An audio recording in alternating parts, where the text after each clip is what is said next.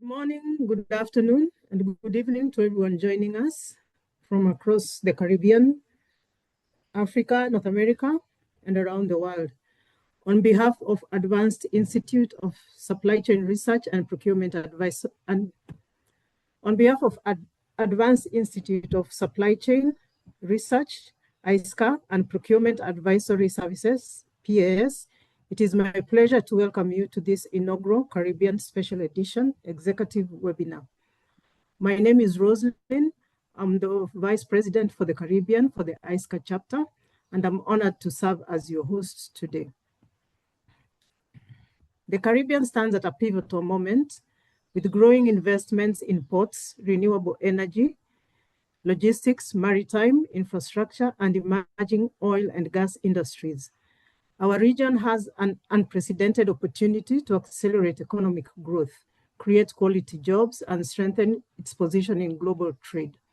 However, our success will depend not only on world-class infrastructure, but also on our people, our procurement systems, and the resilience of our supply chains. Today's discussion asks an important question. Are we ready?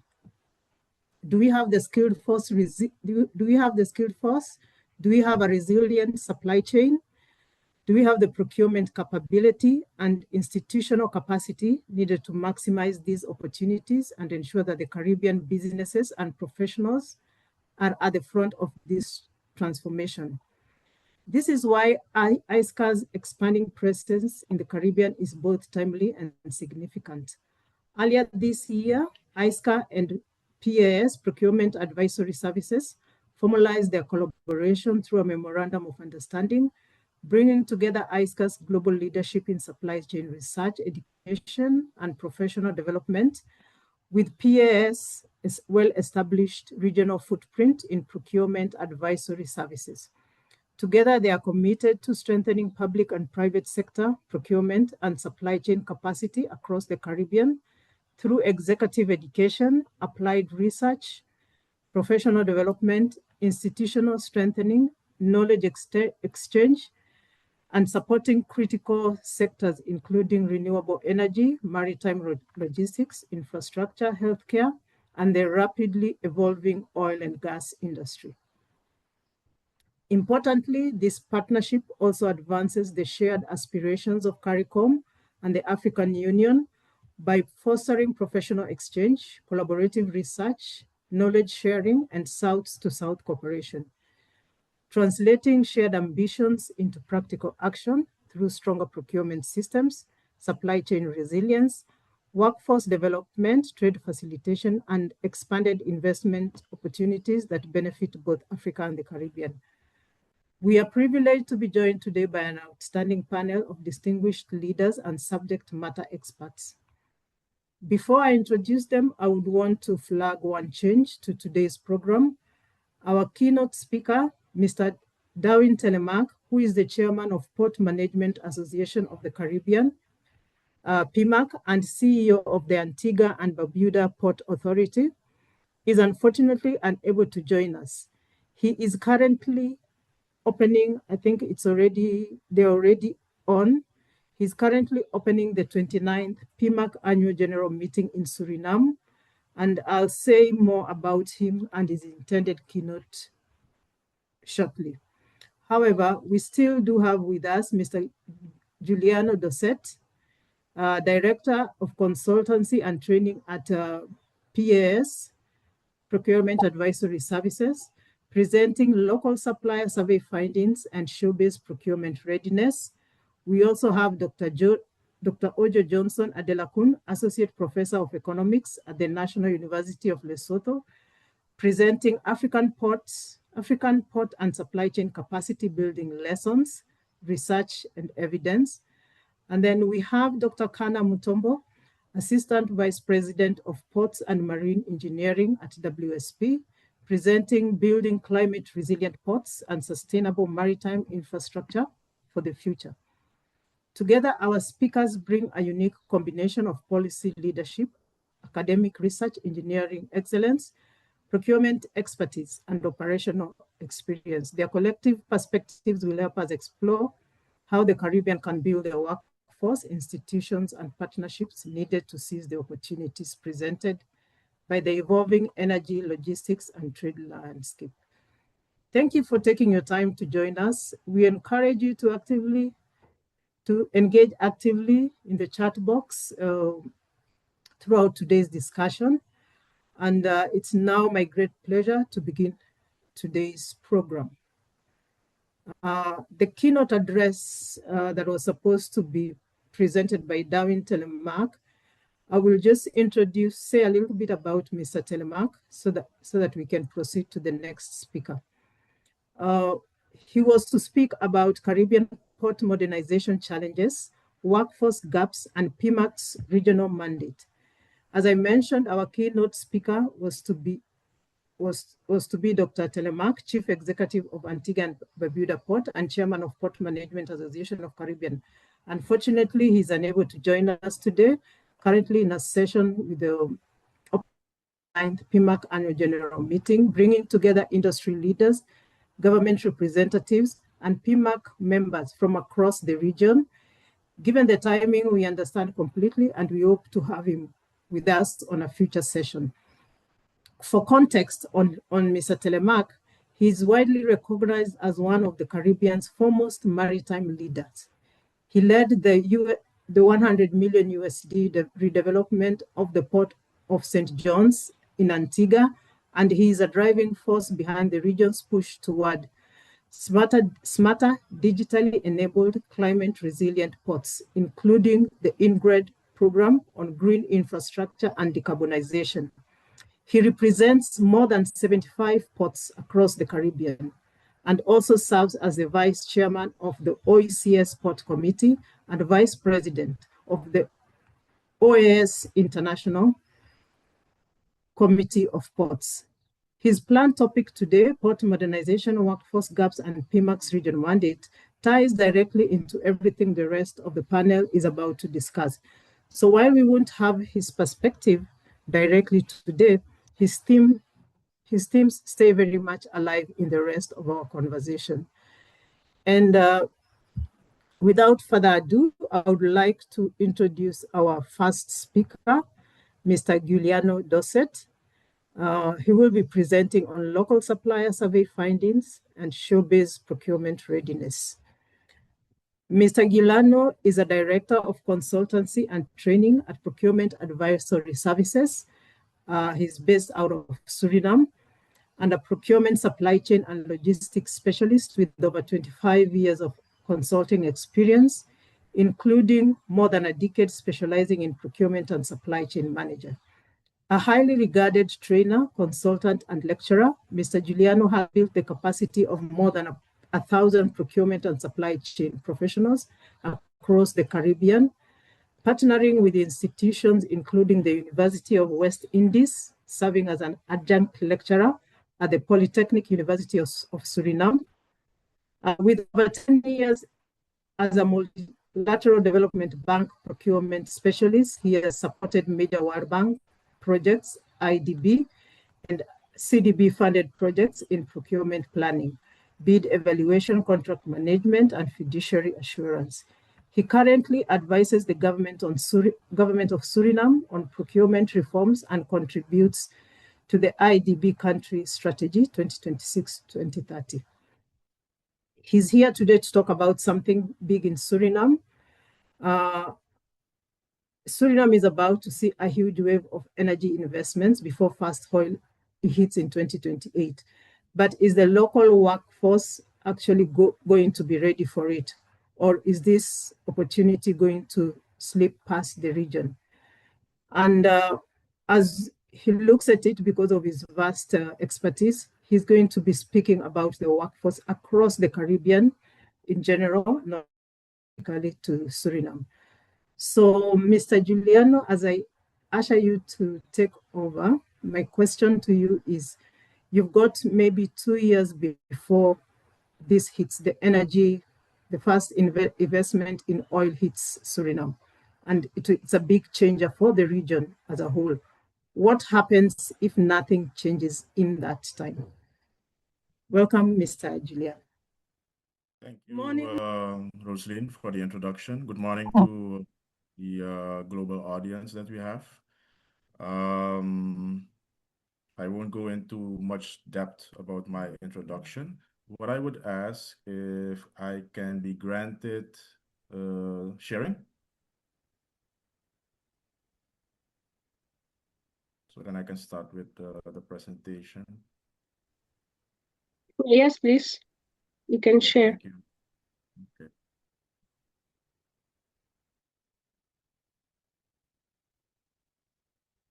Good.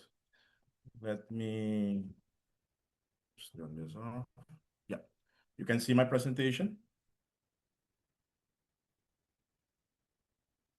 Yes, we can see now. Okay, thank you. Good. Um, yes, my name is Giuliano Dus, founder CEO of Procurement Advisory Services. My company is on the brink of celebrating its 30 Yeah. years. Mr. Giuliano, sorry, I Yeah. don't want to stop you. Please, can you put the presentation uh, on Yes. slideshow so that we can see better? Yes, it's currently on slideshow. Can you see it? Yes, we can see, but You can see it, but it's maybe to not on zoom it more. slideshow. Ah, okay, one moment. Let me check here. I think the third button down where you have the zoom, where you have the zoom plus or negative. Yeah, one moment. Let me get back to that. Okay, no, this is not what we want. There.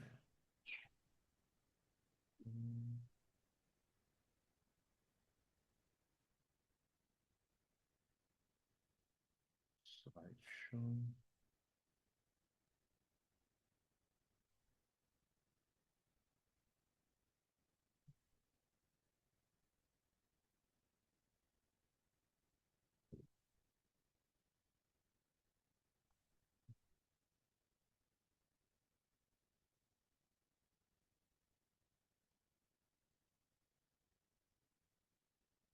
Okay, one moment.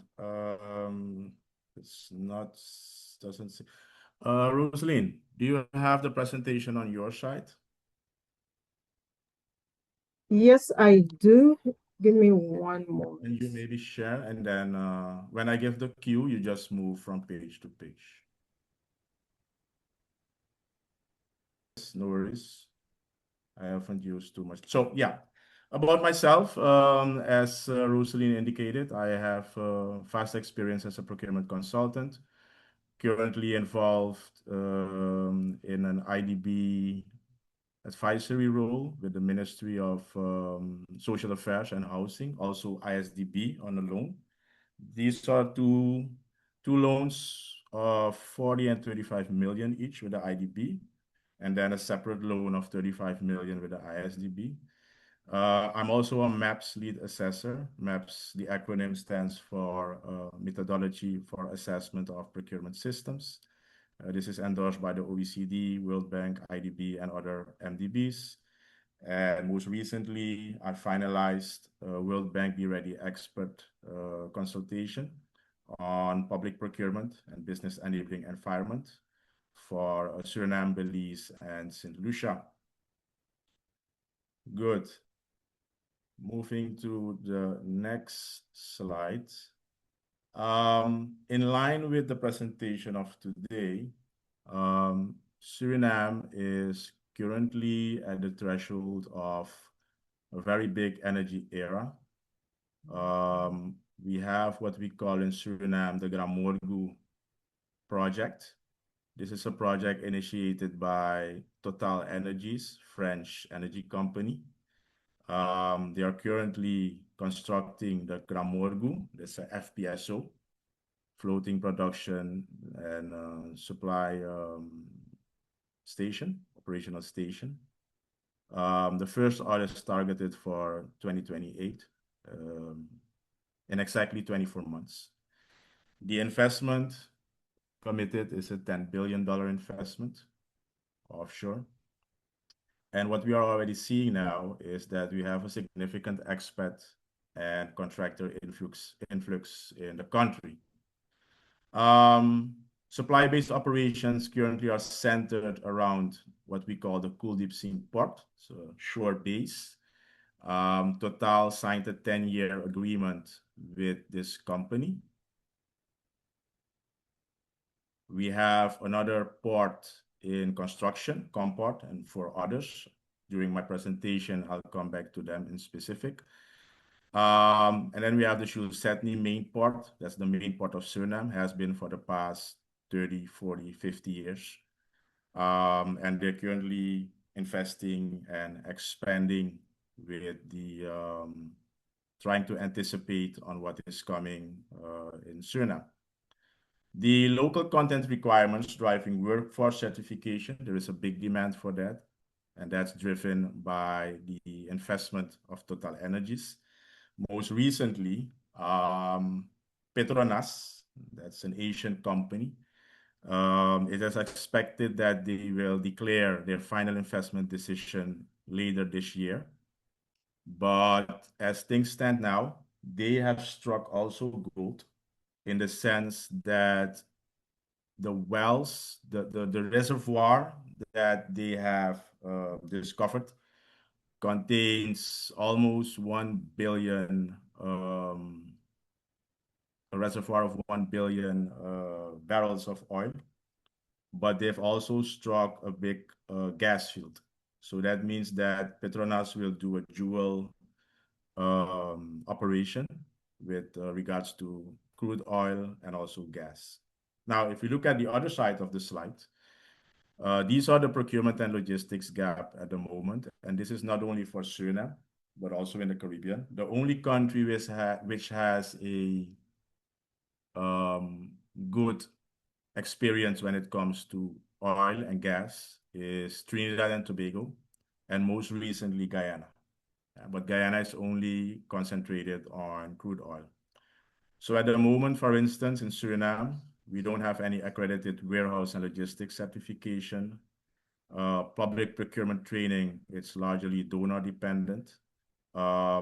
Shore-based readiness assessment that is not yet completed, and the local supply landscape is underdocumented.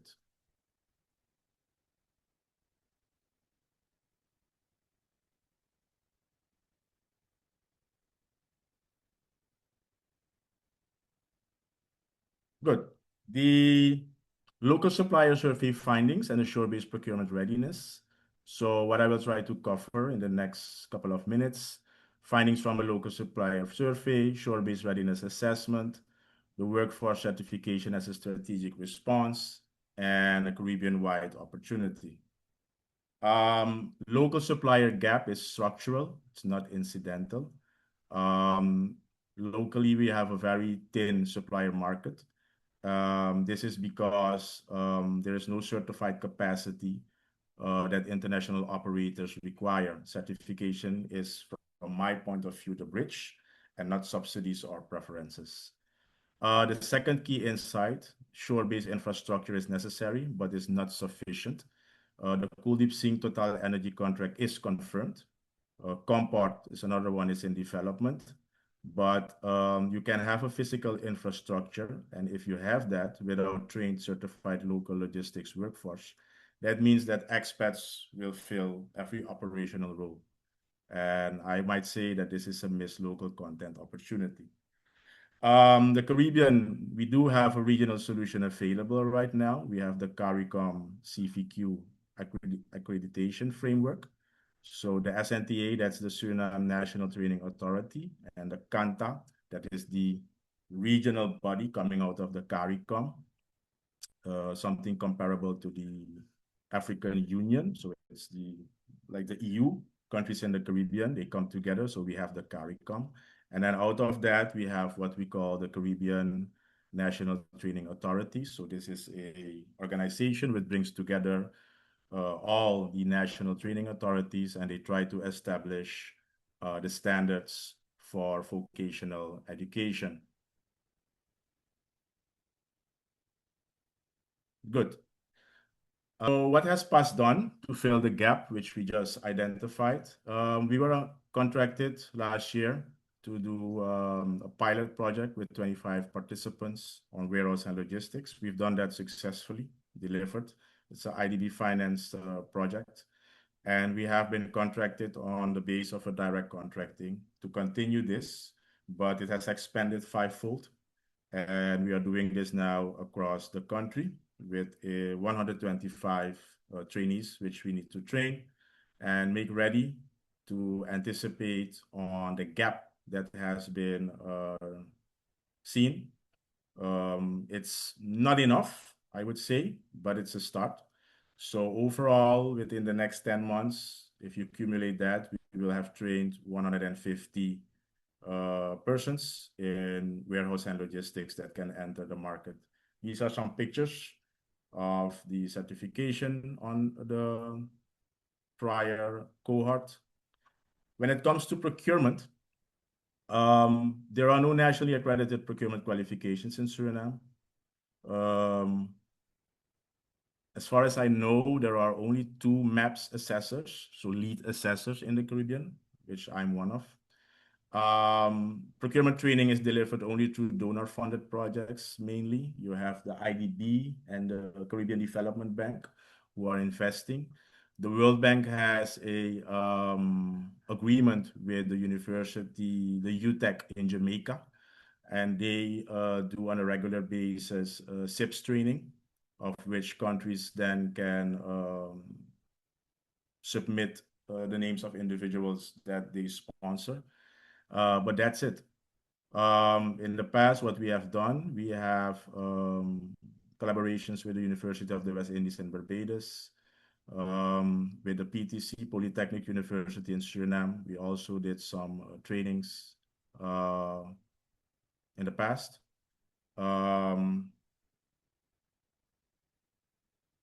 These are some pictures of recent procurement trainings that we have performed. And this is just to fill in the gap. These were IDB finance trainings, which we have performed. This one was on procurement and evaluation. This one was on negotiation and contract management. And this one was on terms of references and reporting according to the IDB policies.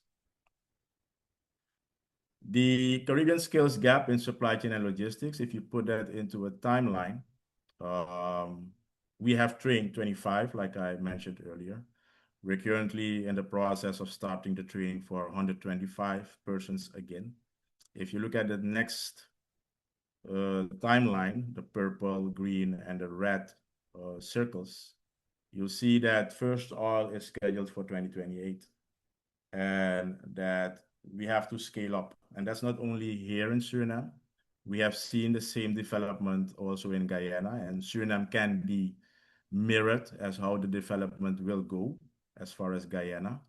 When it comes to warehouse operations, the fact that we don't have regional standards yet for vocational training tells the story. So even Guyana doesn't have that, right? And the gap is in warehouse operations, logistics, supply chain, procurement, and contracts. And that means that there is a lot of local content requirements, right? Normally, 1 year ahead, 2 years ahead of the definite production in 2028, contractors begin to come into the country. We also see that in the construction of the shore bases at the moment. So the necessity for supply chain and logistics personnel will become much bigger. Like I said earlier, local supplier gap is structural, shore-based infrastructure necessary but not sufficient, and we do have a regional solution already available. The situation in Suriname at the moment, on the left, that's an overview of the 𝐏𝐶 port terminal. It's operational, 20 kilometers from the city, the main city. They already signed a 10-year agreement with TotalEnergies. Currently, they're the largest commercially ready shore base in Suriname. My assume My assumption is that they do not have sufficient local logistics staff. That's an assumption. It's not based on research. And that the reliance is currently on a lot of expat when it comes to the technical workforce. On the right, it's an overview of what is currently in development. Let me start with the bottom. We have the 𝐏𝐶𝐫𝐭𝐬. We have the 𝐏𝐶 terminal supply chain based project. That's an extension of the main port. We have the Suralco Paranam Haven facility, and then we have the mega support Fabam shore base. The intriguing thing is that all of these shore bases, including the main port, are situated at the Suriname River, which is the river that is the main river where everything that has to do with trade is taking place. All the big ships with the containers have to pass there.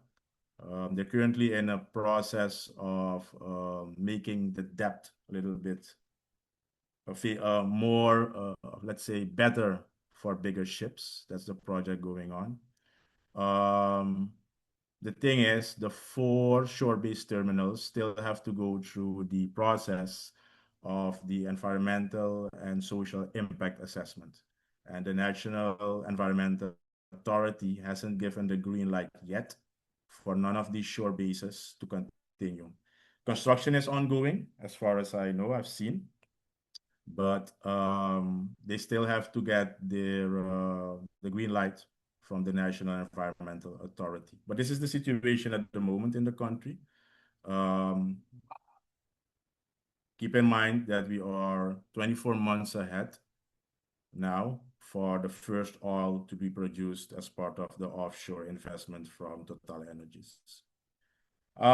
These are some questions which I want to leave on the table. Maybe Rosaline, later on, you can come back to these questions for my colleague presenters. You have the presentation already. I want to finalize my presentation with this takeaway. The window is open for now. There is an infrastructure, the frameworks exist. IDB financing mechanism has been proven. As part of the collaboration with the AISCR, the Advanced Institute for Social Supply Chain and Research, and of course the participants in this event. Let's try to build a bridge in developing the skills gap in the region. It's a mutual beneficiary MOU, but we are open on this side of the Atlantic to learn from past experience, which members of the AISCR have, and let's try to support each other in developing the gap in the skills that have been identified. With that, I would like to thank you for your attention, and I would like to give back to Rosaline.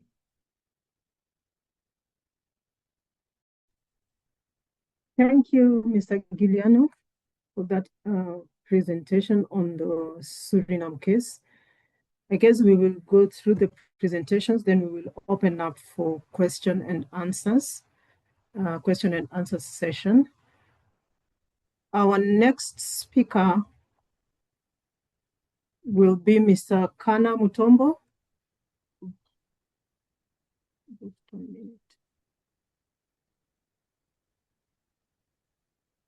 Rosaline, can you hear me? Yes, I can hear you. So Dr. Kana Mutombo is going to present on building climate resilient ports and sustainable maritime infrastructure for the future. He is the Assistant Vice President for Port and Marine Engineering at WSP, and he will share his global experience in port infrastructure and engineering that is directly relevant to the Caribbean's future. Dr. Mutombo is a licensed professional engineer in Texas, USA, and Assistant Vice President, Ports and Marine Engineering at WSP, with more than 25 years of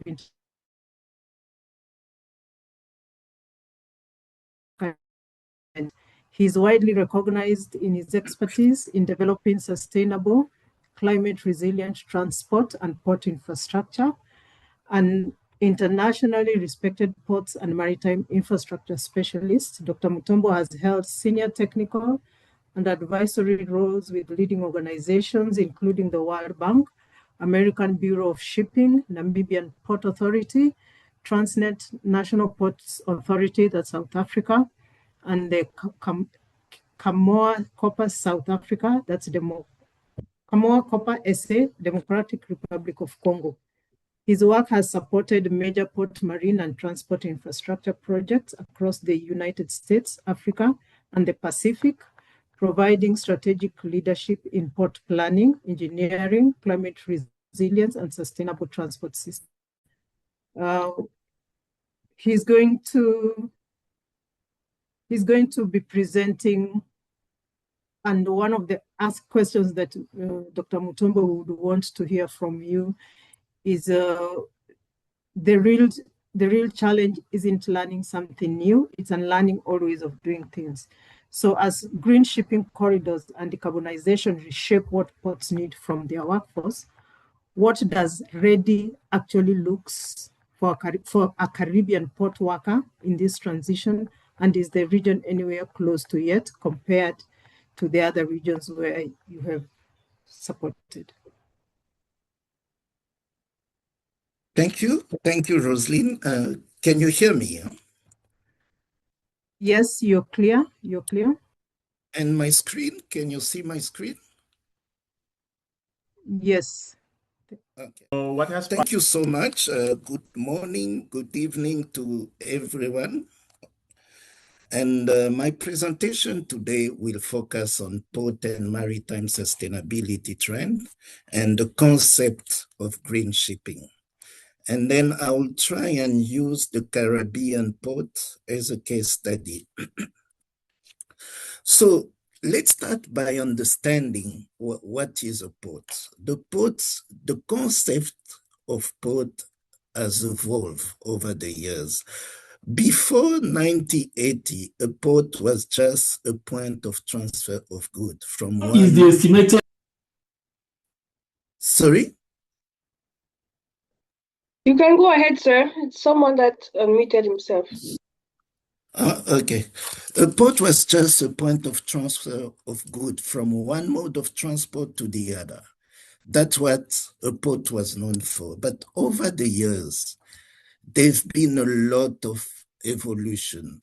And it started by containerization, the boom when somebody had the idea to create container, and that's where really the boom started. A port is now, it's more and more seen as an industry.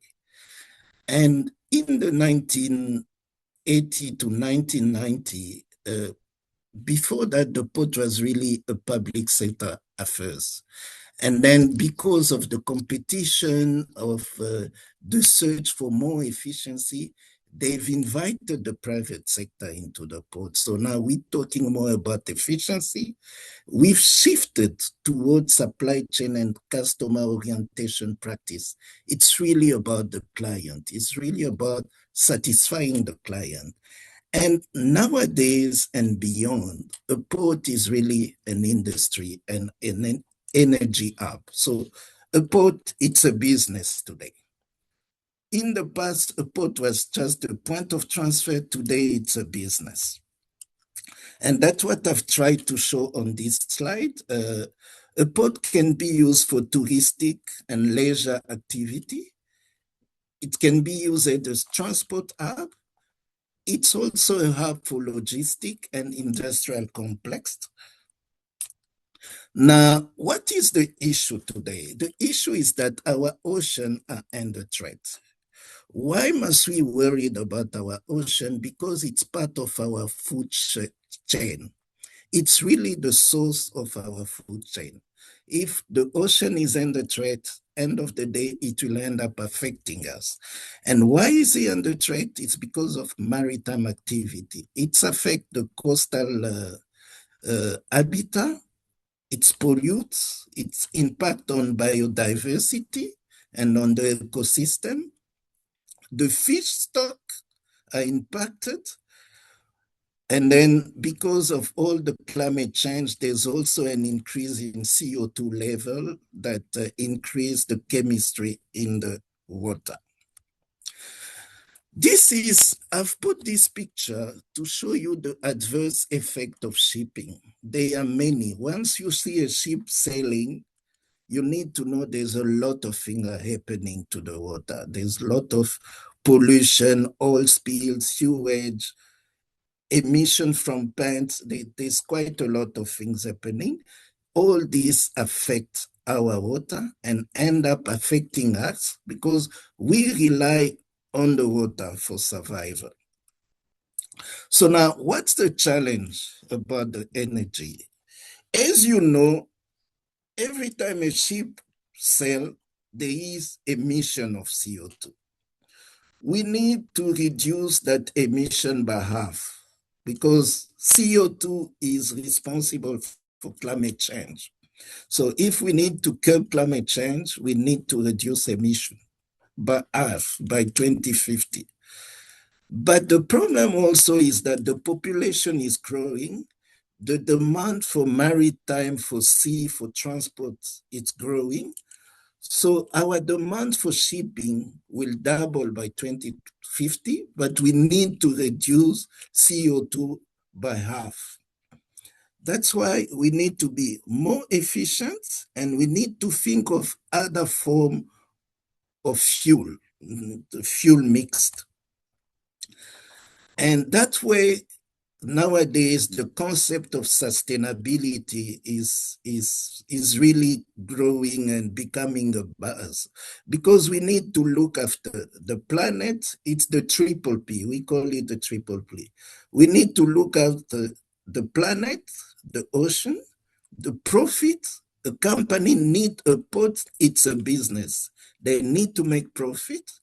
And the people, we need to look after the people. That's the concept of sustainability can be summarized in this triple P: people, planet, and profit. So what are the pathways? Because we need to reduce emission. And how do we emit? We emit from the energy, from the fuel. So there's been a lot of research that have been done and are still currently going on how do we have cleaner fuel. And that's what we call the decarbonization pathway. We look not only on, as you can see on the top row, we are looking of alternative fuel. And more the industry is kind of relying on hydrogen as an alternative fuel for the future, hydrogen and ammonia, but they're also looking at other options. Now, it's not only about fuel, they also need to look at the technology. What type of technology that can help us reduce the emission? We're looking more at the carbon capture, electric propulsion, and there's a lot of things. I'm not going to go into detail. But the third one also, we need to be more efficient. The more efficient we are, the less emission we have. So efficient is really about doing more with less, and that's what we need to do. And in terms of that is more on the ship side. On the port side, that's little on the right-hand side. The trend today inside the port is shore power. So every time a ship comes to the port, they need to have power to supply to the ship so that the ship doesn't have to use the fuel and emit more. And then most ports today in the US, they try to electrify them. So most vehicles in the terminal, they are battery electric vehicle. That's the trend. They're not there yet, but that's where they are going.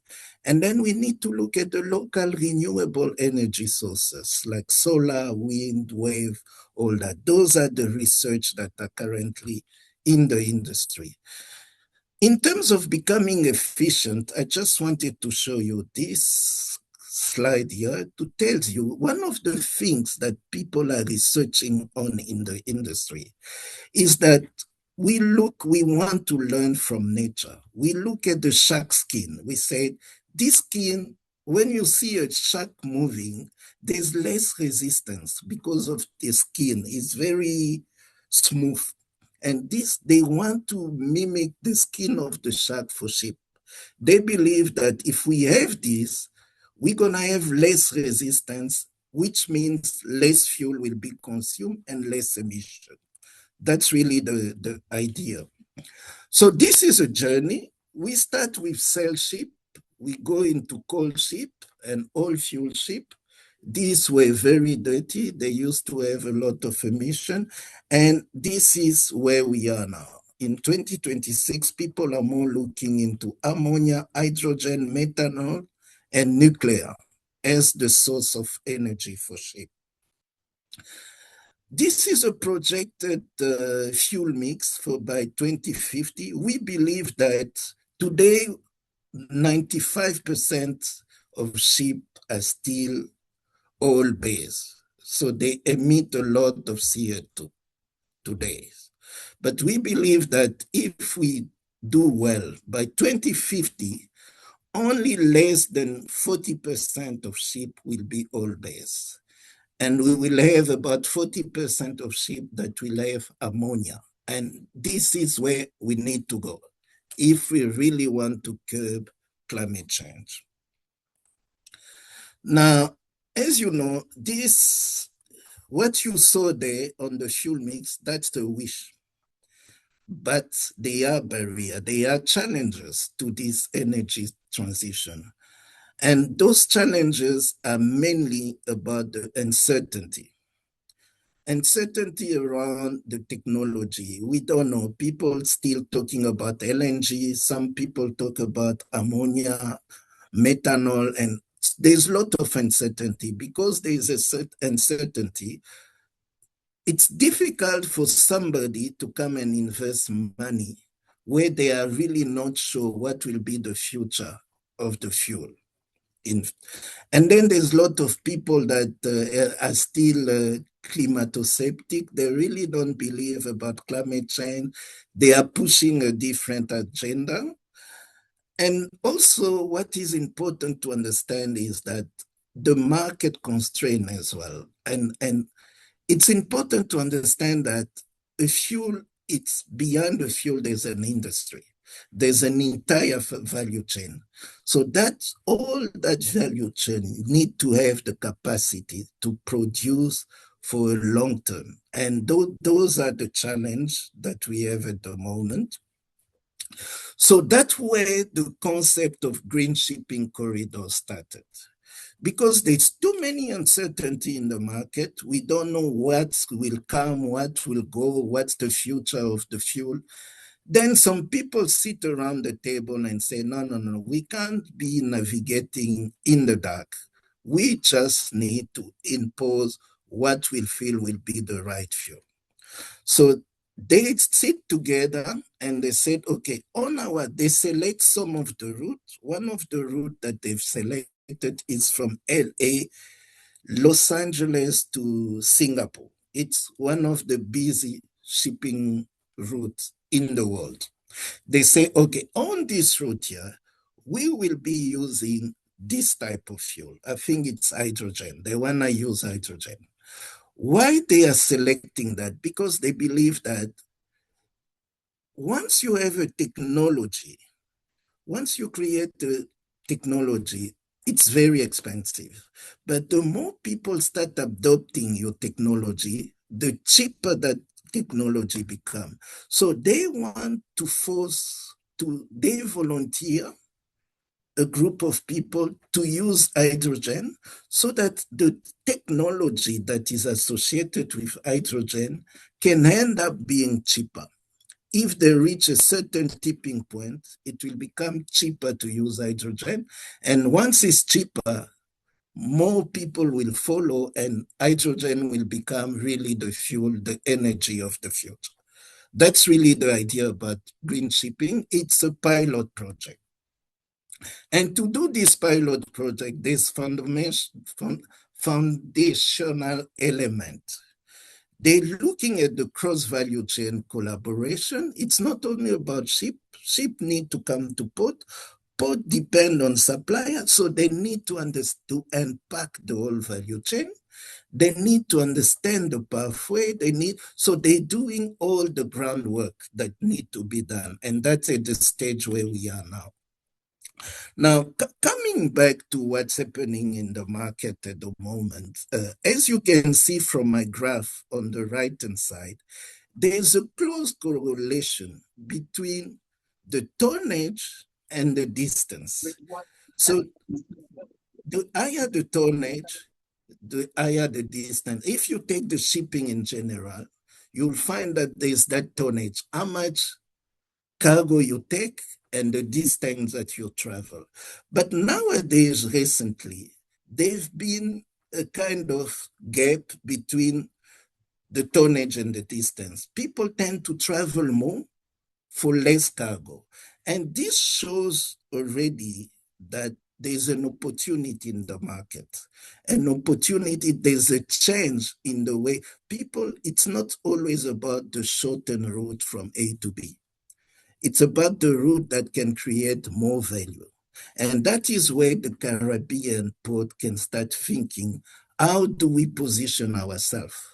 Can we become a hub of hydrogen or a hub of LNG? And people, a ship coming from the US to Africa, they wouldn't mind to go via the Caribbean and get service there and then come to Africa. That's what this means. That's what the trends means. So ships are not really going straight. They are diverting for value. And this, what value can Caribbean port create? That's really is the question, to attract the ship. So it's not always about to go and deliver cargo or take cargo. It's also about what value can you create? Can you maintain the ship? What type of hub service you can create in your port? That will also attract ship. It's not always about cargoes. This is what I've tried to show here. From, as you know, the traditional major busy shipping line route is from the US to Europe, through the Suez Canal to Singapore. But now things are changing. People are going from Europe to Singapore via Africa. People are going from US to Singapore via Africa. And this is things that are happening now because it's not always about cargo demand. It's also about value-added services. And this is where the Caribbean need to think how they can create that value that can attract customer shipping line.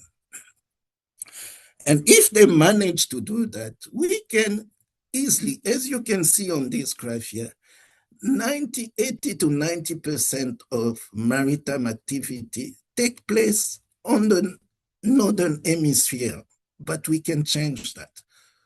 We can reshape the shipping patterns if we start thinking value-added services. So what are the recommendations? The first recommendation is, can Caribbean ports become a green corridor potential? What can be done to be part of the corridor, green corridor? The second thing, it's important to have private sector participation. And then we need to change the paradigm and promote complementarity, avoid competition. We need a regional approach. We need to think of Caribbean as one region, work together.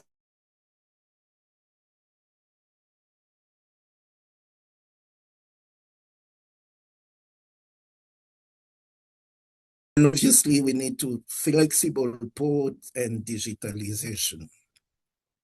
So now, to come back to the theme today of this webinar, what do these development mean for the workforce? As I've mentioned, I'm not gonna go through all the competency, but it's really about creating a resilience workforce that has the ability to learn and learn and adapt to new changing environment. That's what is important. It's really not about, in my 27 years career, as I've mentioned down there, I think the challenges have always been to unlearn what we once believed to be the best way of doing things. And we need to start changing that culture. We need to be more flexible of learning new things, take risk, try to do it, and not always stick to one way of doing things and stay there. And if we have the change in mindset, I believe together we can make it. Thank you so much. Thank you very much, Dr. Kana. And before you leave, I just have a question. This was meant for you. So from an engineering and marine perspective, what is the minimum workforce certification standard that port and terminal operators in the energy sector require from logistics staff? Okay, thanks for that question, Rosalind. The problem at the moment is that you may find that there's no global certification. But you find that, as I mentioned, there's still high uncertainty in terms of the future fuel mix. And if you take ammonia, the technology for ammonia will not be the same as the technology for LNG, which is different to the technology of the oil base that we have now. So it's difficult. So what people are doing at the moment is that you may find that people are working in silo. They believe, okay, we will stick to this. And then based on this, we created a certification based on the technology that we are using. But there's no one certification cutting across, not yet. Hopefully, when the future, there will be more certainty about the future, probably there will be a global certification, but there's nothing yet at this stage. I hope I answer your question.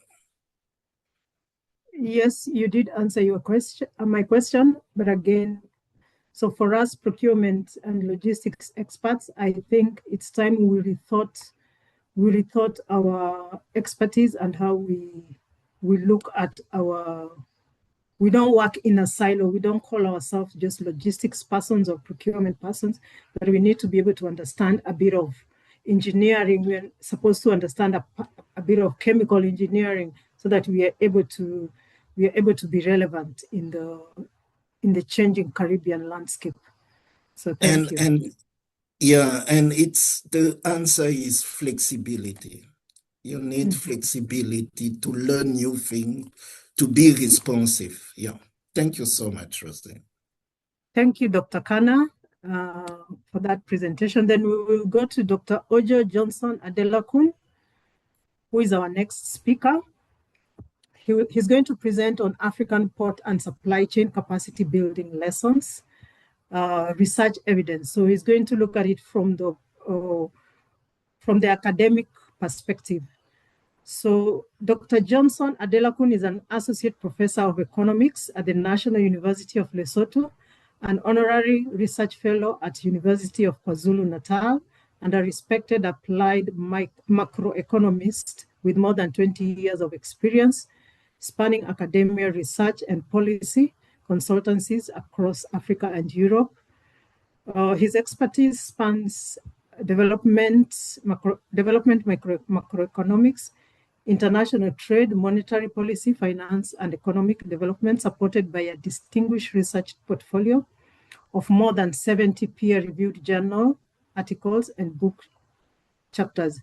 His work explores the intersections of trade integration, foreign direct investments, climate economics, sustainable development, providing practical evidence-based insight for policymakers and development institutes.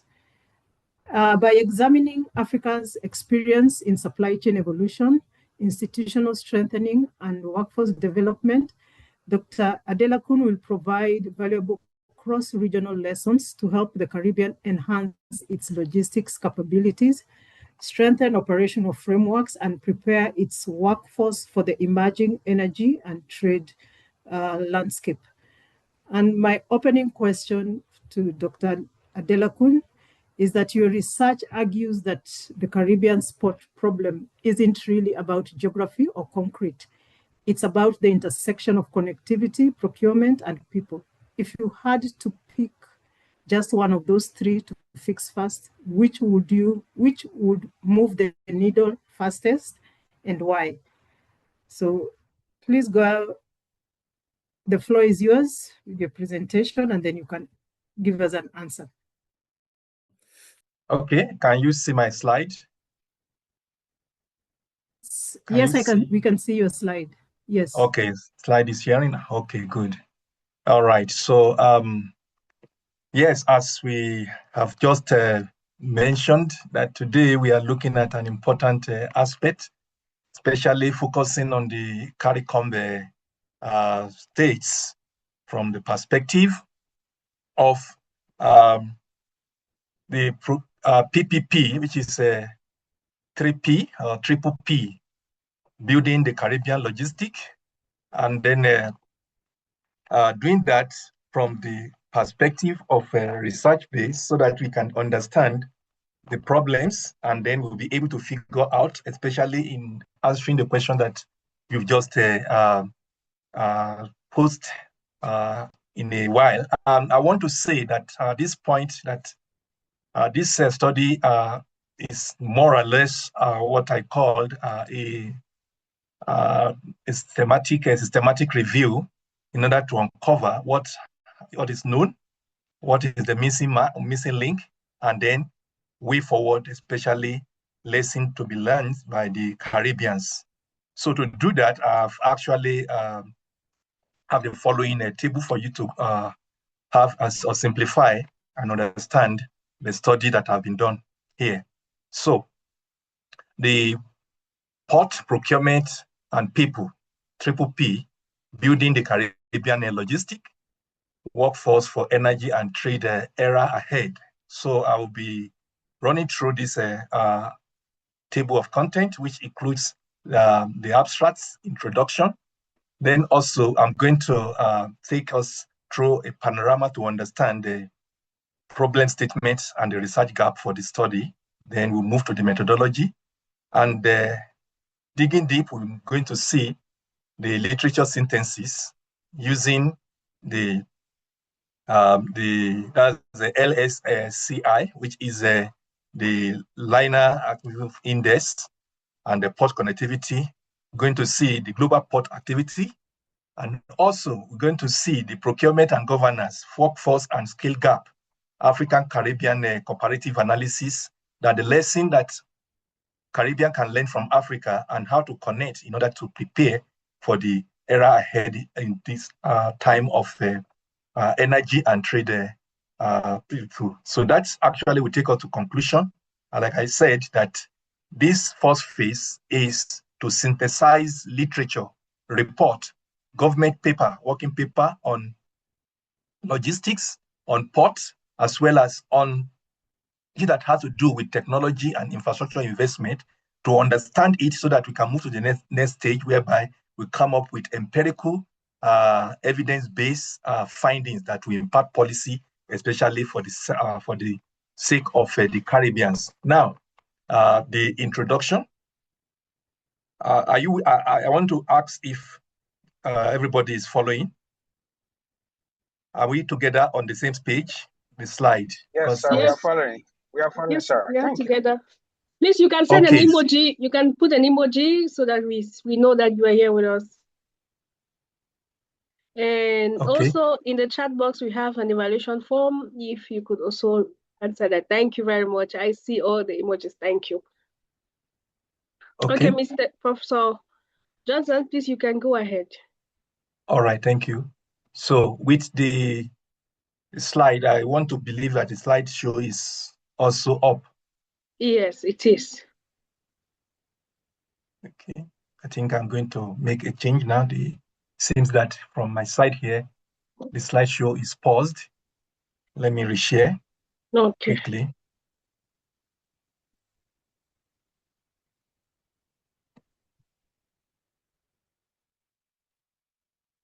Okay. So from the title, I'll quickly run through what the study actually found, which is in form of an abstract. Here, we see that the study actually did investigate and examining the Caribbean port competitiveness within the global energy and trade network. And it focused on interaction between the port connectivity procurement system and the workforce capacity using the method of PRISMA 2020 guide systematic review of 19 academic and policy sources between 2008 and 2026. So the data actually involve the SCI. Prof, I don't want to stop you. You are still on the first slide. Okay, all right. Okay, yeah, still on the first slide, I'm giving a kind of a recap of what has been done. So here, the core research aim, which is examining Caribbean port competitiveness within highly dynamic global energy and trade network. There, I mentioned that the study focused on the Caribbean interaction of Caribbean port connectivity, procurement system, and the workforce capacity using the method of PRISMA, that's PRISMA 2020 guide thematic review. Then the data actually include a Caribbean port and semi, which are used, and we found about less than 1% of global port calls from the Caribbeans. That is so minimal in the global context. Then we see the persistent connectivity disparity across CARICOM states. Then the third is about the performance constraints, which is by infrastructural deficit, procurement inefficiency, and workforce limitation. So making the comparison, regional comparison, and then using Africa, Europe, using the North America, as well as the part of Asia, the Schengen, and then we find that Africa port advanced faster through governance reform, procurement, and then modernization and workforce development. So, and eventually the conclusion is actually about the Caribbean underperformance, which reflects misalignment between the connectivity, governance, and human capital. And then the paper actually contributes to port procurement people framework for integrating competitiveness improvement in the Caribbean, and then there is policy relevance. So I will quickly move to the introduction that we see that in the global world, more than 80% of port anchors national competitiveness, which facilitates the trade of resources, goods, and services over the world.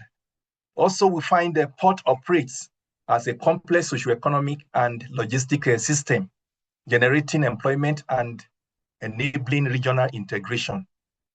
What have we known, or what have we seen in the literature as synthesized? We see also that the Caribbean port primarily act as a transshipment and feeder system linking the North America, South America, and the Europe.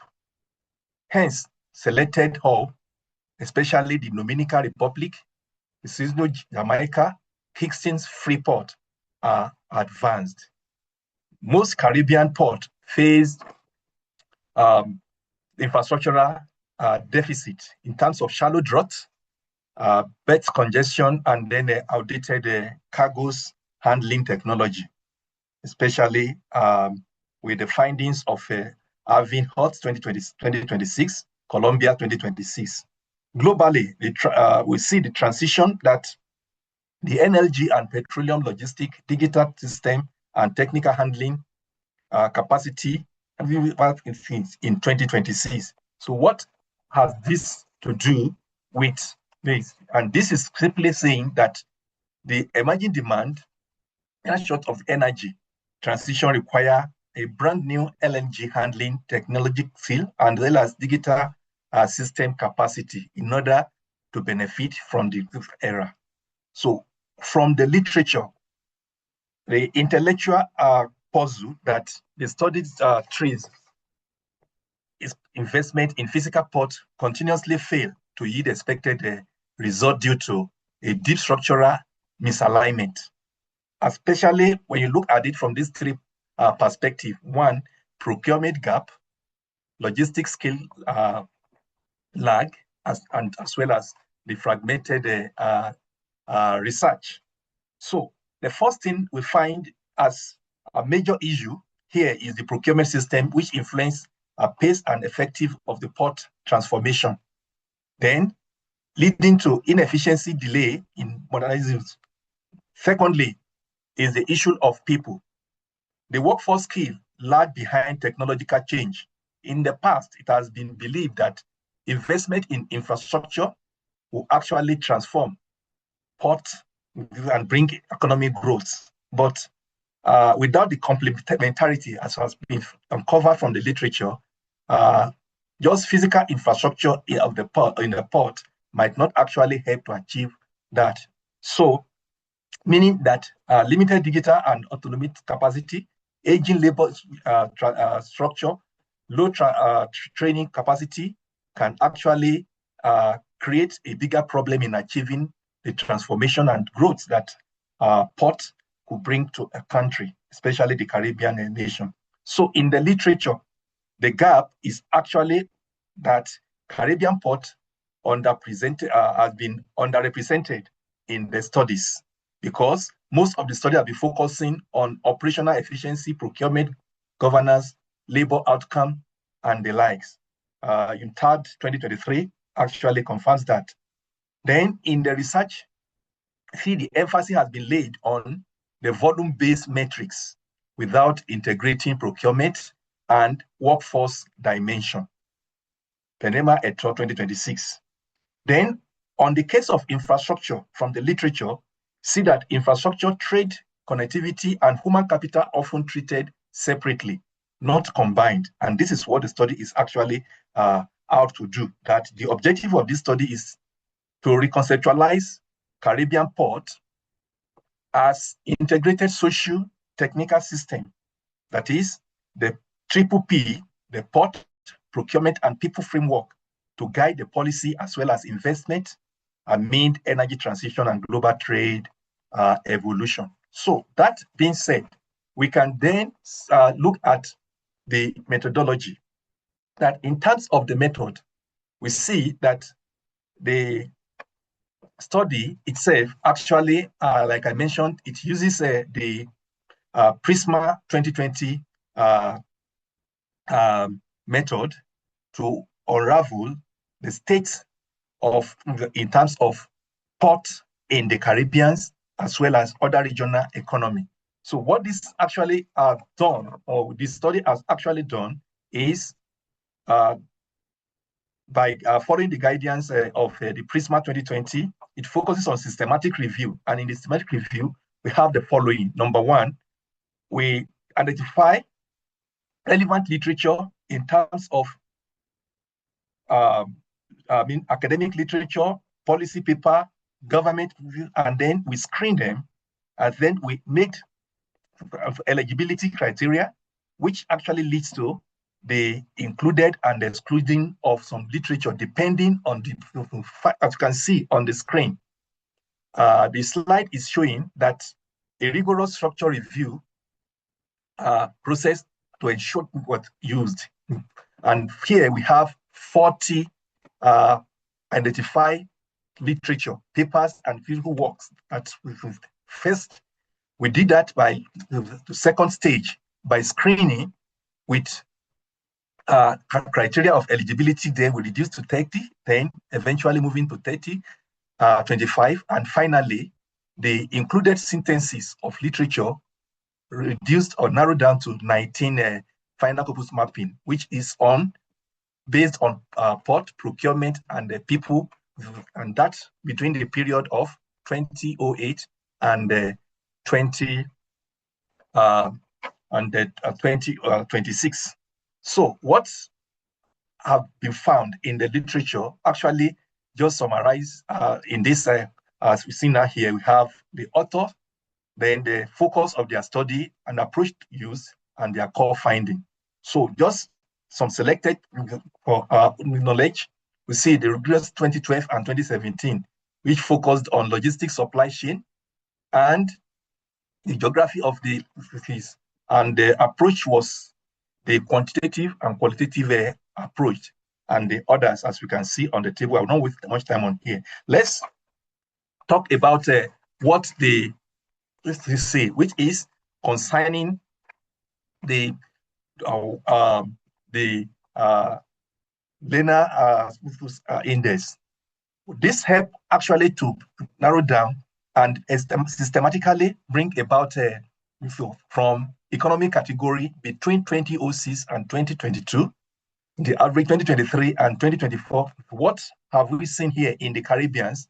That we see that Dominica Republic falls into the first tier group, and we'll find out in those different categories, the years, we find the Jamaica in the tier 1, then the Bahama tier 2, Trinidad and Tobago tier 3, and the likes. What is this actually telling us from the knowledge of literature is that the tier 1, which is Dominican Republic and Jamaica, above 120% operate in advanced regional nodes, compared to that of the second tier, which is the semi, where we have the Bahama and we have the Trinidad, which is between 60 and 85%, and the third tier is of the state, which is less than 40%. So what does this reveal to us in the study in order to be able to make inferences for the of Caribbean? We look at the global share and the marginalization, which is simply talking about the port activities and marginalization across the world, comparing that with what we have in the Caribbean. We see here that the Caribbean ports operates as a dependent maritime subsystem rather than a focal center. Even though, in terms of geographical location, the Caribbean states were centrally located, but because of the development as well as human capital and procurement issues, they have not been able to harness the opportunity. And here we find an extreme low share, the Caribbean, which is represented with Caribbean activities at the port, just less than 1% in the global share. The second thing here we find is limited growth. That is, in terms of market share, the market share failed to grow during the post-COVID as well as indexes, which is a significant challenge that requires for Caribbean countries. Then we have the external control. See that they are highly dependent on routes, scheduling, and vessel deployment decision, which reliance. So this is simply saying that the Caribbeans here in the global port is quite very low, and that calls for action, and the need for that action, the study, that is, apart from the physical infrastructure or going forward in terms of procurement, or that of that the third part of it, which is for the human capital development, that these three can actually go together in order to achieve that this. So we see that they help to understand better part of that. So in terms of governance, port and procurement gap exists, which makes the operational efficiency in most of the port, including the African countries. The only exception is Singapore and the Schengen. So for Caribbeans to learn some lessons from Africa as well as from the developed economy like Europe, North America, and there is need to pay much attention to issue of governance and then the procurement gap, as I mentioned earlier. Then what about the issue of strategic reform? Strategic reform will be a pathway in transiting from the traditional to the modern thing, which embrace the PPP, the port, procurement, and the people, meaning that the adoption of digitalized e-procurement workflow can help to achieve that. Secondly, public-private partnership, like mentioned by my previous speaker, is very, very important. Therefore, the issue of human capital is key in order to bring Caribbean to at least the development of human capital. So only 20% of regional port workers receive structural from the literature that have been seen. Also, we see the digital deficit is an issue, especially in the Caribbean. Then, energy transition risk. Also, post lack of skilled labor might actually, and that might affect the achievement of the overall goals and the robustness of developing the port, impacting the people, as well as reducing the procurement issue in terms of governance and risk. So the methodology adopted in the literature, as well as what has been covered, that we have the network theory, the global value chain theory, and the labor force theory. What does this theory actually say?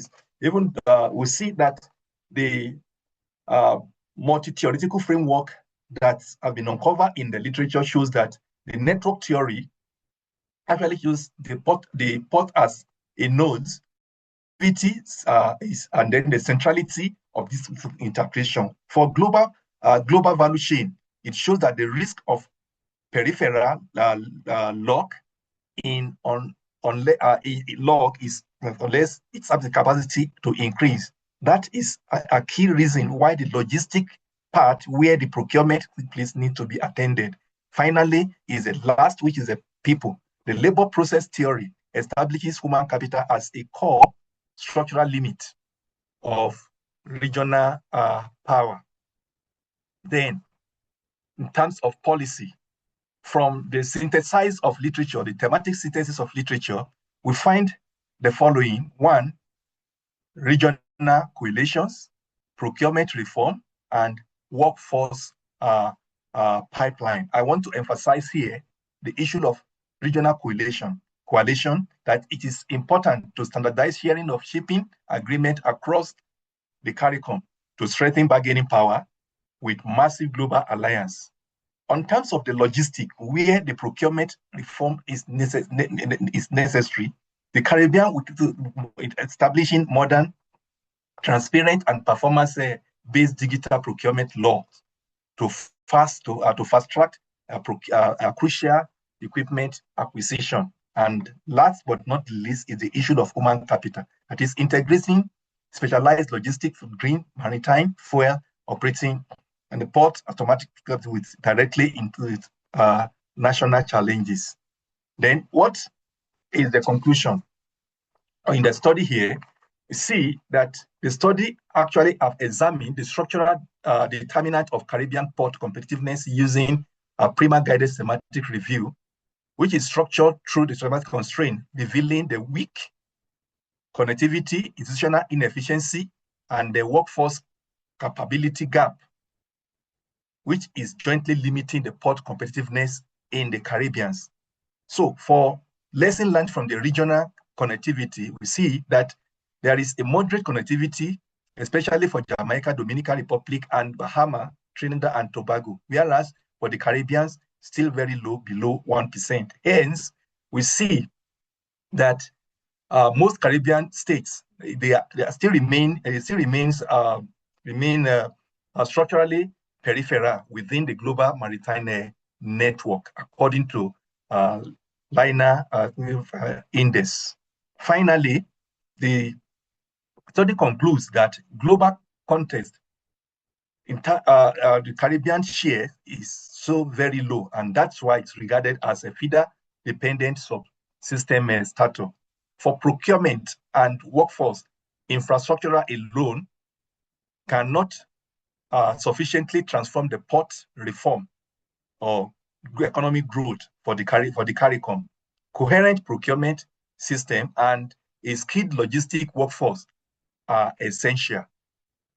in comparing the CARICOM with others, the insight from the literature synthesis is actually that Africa Port has shown that coordinated governance, digitalization, and workforce development significantly improve performance even under a resource constraints.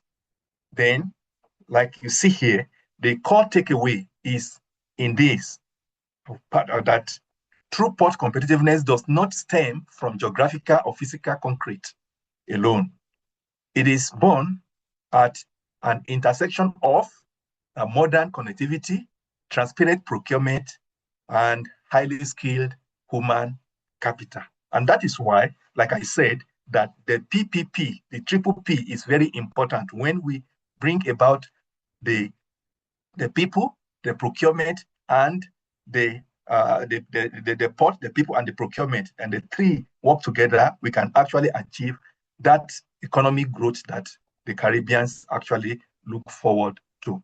Therefore, I will say thank you for listening and the question. Thank you.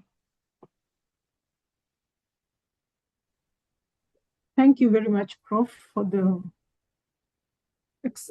presentation and the research that has been done.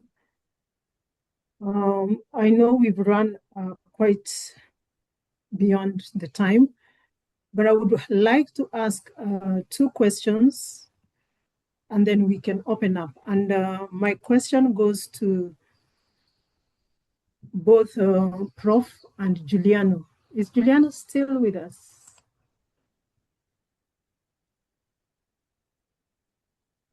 Giuliano? Yes, I am. Okay. So Yeah. there's a striking balance based on the same problem that you have looked at from different angles between Professor Ojo and Giuliano. So Dr. Adelakun's data shows only 20% of regional port workers get structured training, and that Caribbean ports remain stuck as a peripheral feeders precisely because procurement and the workforce systems lag behind infrastructure. Giuliano, on the other hand, is leaving the same gap in Suriname. 0 accredited logistics certification, supplier base that's thin, not for lack of companies, but for lack of certified capacity, and a hard deadline in fast oil around 2028. So my question is, what's happening in Suriname? Is that a preview of what the rest of the Caribbean is about to face? Or is Suriname actually ahead of the curve? That's for Giuliano. But Dr. Adelagun, so for you, your question around the same would be, how then do you see how do you see the Caribbean try bridge that gap with the experiences from Africa that you have researched on? Okay, allow me to, yeah. Can you hear me now clearly? Because I saw some comments about my voice and the sound, but am I clear now? Yes, you are. Okay, thank you, Rosalind. Okay, to answer the question, no, Suriname is not ahead of the curve. Let me give you a brief example of what I've recently experienced. So it's like this. The Surinamese government wants to invest in closing the gap. So they take a loan with a multilateral development bank, in this case, the IDB.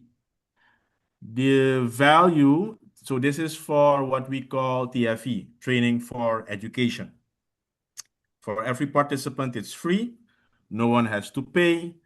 In collaboration with the private sector, the government has identified sectors in which there are gaps. One of them is warehouse and logistics. So the PIU, the implementation unit, program implementation unit for $1 million loan, initiates a early market engagement. They set up an event. They want to know who can be the providers when it comes to the different trainings. So it's a gathering that you can compare when Brazil is playing against Argentina or Brazil is playing against Ghana, full stadium. But when it comes down to participating in the tender, 3, max 4 companies. So my question is then, and this is a rhetorical question, what's the problem? And if that problem cannot be solved on a short term, we have a bigger long-term problem, because what institutions will then be able to assist and support with filling the gap which we see now? Where will the training come from? Where will the knowledge come from? If companies are afraid to go through the, and Rosalind knows this, it is not complex. It is maybe complex in paperwork, but if you do not want to go through the tendering phase based on quality expectations in order to provide value for money, then we have a problem, yes. Because what happens is that then companies are basically looking for profit, and the trainings, the different knowledge transfer platforms, or whatever you want to call them, they have a high, the accessibility for the training is then high in terms of the pricing. So there is some sort of a how do you call that, a mismatch between what is needed, the demand, and on the other hand, the supply. And this gap is going on now for quite some time. We don't see it only in Suriname, we see it across the Caribbean. And Rosalind, I'm still coming back to you as a reference point. You know this because you have worked within the Caribbean. You're still in the Caribbean. If the multilateral development banks don't assist with the funding and the financing, the skills development, the human resource development when it comes to these specifics, and in this case, logistics, supply chain workers, procurement, this gap will get bigger and bigger and bigger and bigger. So it's a question which the private sector needs to answer, because on one hand, it is the private sector asking for skilled workers, but on the other hand, it is the same private sector that lacks the ability to provide the same training institutions. The governmental training institutions, I've worked with some of them. I'm not going to call out their names here, with all due respect, but even those institutions are not interested to participate in these government funding opportunities. And sometimes they do have the lecturers, the trainers on board as part of the institution, but they don't get past the technical qualification elements. And if you don't get by the technical qualifications, normally it's a QCBS, then you don't even go to the financial evaluation. So there is something that needs to be researched, something that needs to be studied, why training institutions do not anticipate on this gap, which is something that is going on for quite some time now in the Caribbean. I hope I answered your question, Rosalind.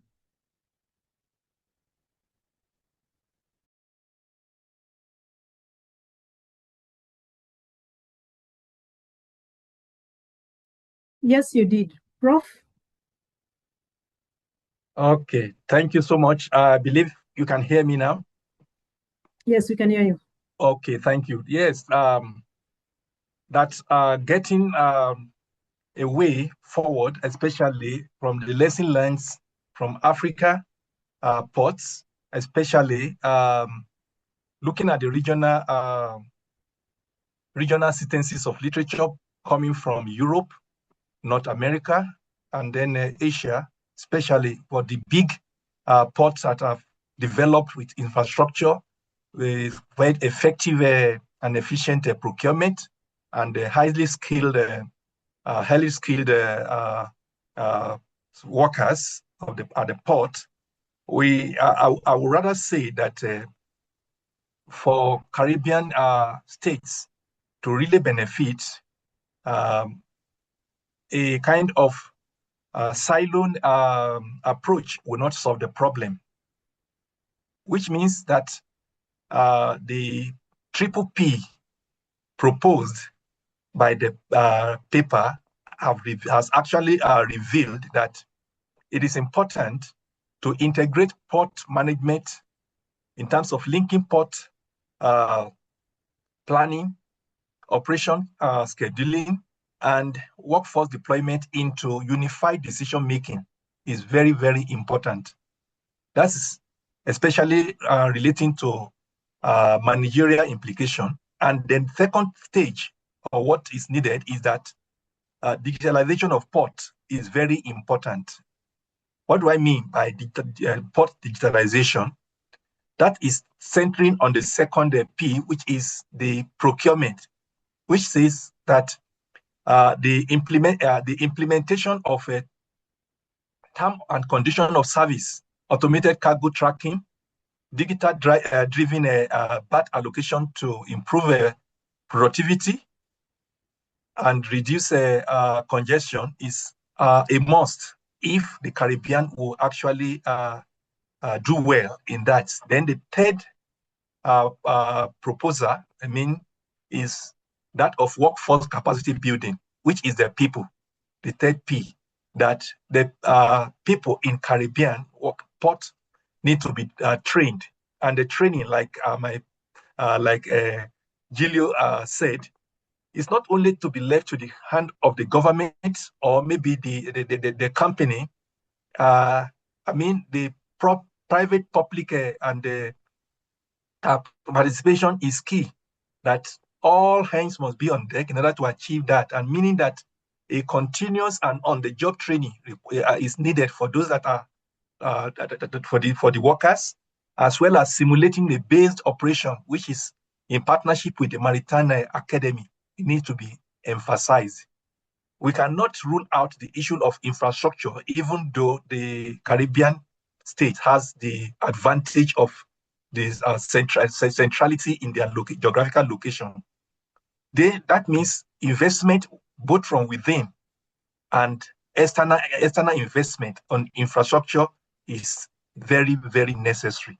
So, meaning that both the private, the public, and external investors need to actually be attracted to invest in physical infrastructure to modernize the infrastructure, and then that can actually help to enhance complementing factors that have been identified. Then the final thing I will mention here is that it is important that the Caribbean states should take advantage of the location and create an enabling environment for both internal, that is private participation, as well as external investors from China, like we have seen, and then from other economy, and think that can promote the port development and lead to economic growth of the Caribbeans and actually bring about the needed or desired benefit. Thank you. Thank you very much. I think